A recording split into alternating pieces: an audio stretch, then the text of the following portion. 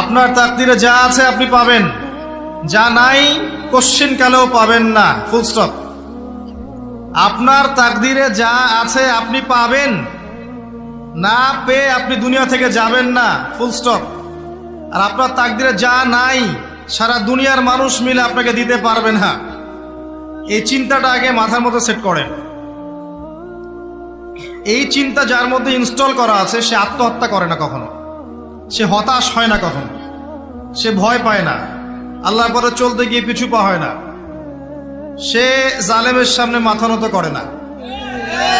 যার মাথায় এই চিন্তা আছে যে আল্লাহ যা লিখেছেন এটা হবে, যা লিখেন নাই সারা দুনিয়ার মানুষ মিলে সেটা হবে না, সিম্পল।